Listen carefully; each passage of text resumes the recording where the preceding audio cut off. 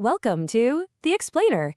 Today we're going to crack open Christina Hitch's book, Crack Her Code, and really get into her ideas about what actually sparks female attraction.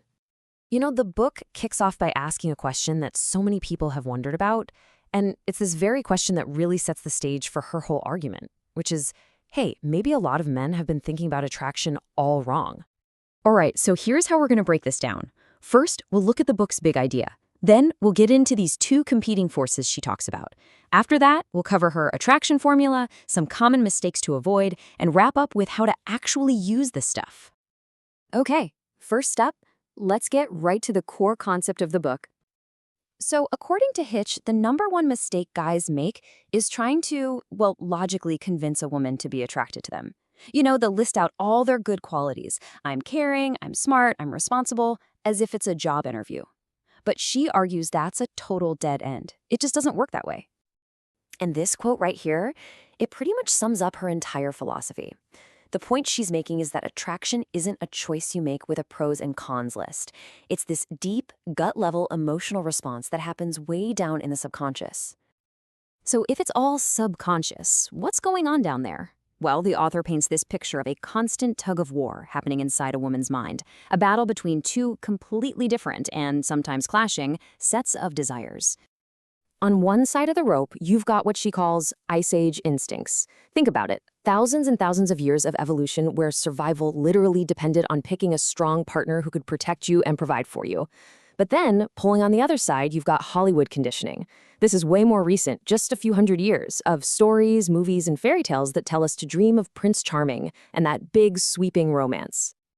And to really drive this point home, Hitch uses the classic iceberg analogy.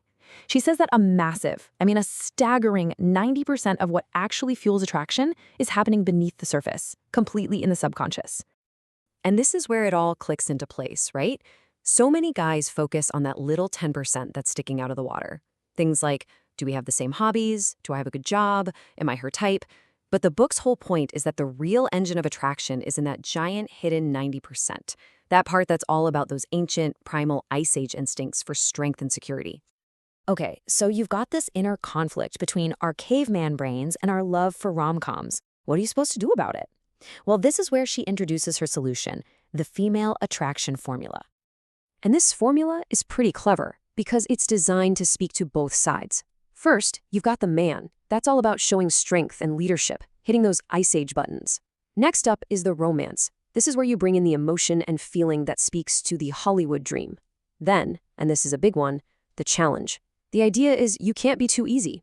And finally, the future, which is about signaling that you're open to commitment. The whole happily ever after thing.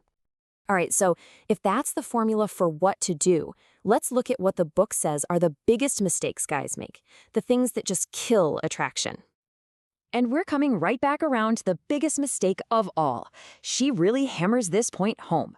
Trying to reason with someone into liking you is a complete waste of time. Attraction isn't a court case. You can't win it with logical arguments. In fact, Hitch has a name for the guy who gets this all wrong, Prince Charmless. And look, this isn't about bashing nice guys. It's about a specific type of nice guy whose need to please is so strong that it comes across as weakness, not kindness. So what does that look like? Well, it's the guy with low self-esteem, who never has his own opinion and just agrees with everything. He never takes the lead, he always puts himself last. And according to the book, all of that behavior sends a subconscious signal. And that signal says, I don't have that core strength to lead or protect. It fails to trigger those Ice Age instincts. Okay, so that's all the theory, but theory is one thing. How do you actually apply this stuff in the real world? Interestingly, the book argues that the first step has nothing to do with what you say to other people. It's all about your inner game. It's about doing the work on yourself first, getting over neediness, questioning those negative stories you tell yourself, and building real, solid self-esteem from the inside out. And here's a super practical example that really shows the difference. Look at the weak invitations. We should hang out sometime. It's vague, it's non-committal, and it kind of puts all the pressure on her. Now compare that to the strong invitations. I'd like to take you out. I'm doing this on Friday and I want you to come with me. See the difference?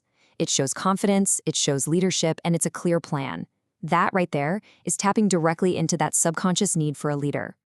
So, at the end of the day, the book's big message is that this isn't about playing games or being someone you're not. It's about learning the skill of communicating the strength you already have, which leaves us with a final thought. If we really buy into this idea that attraction is a skill you can learn, what's just one small, practical thing you could change starting today?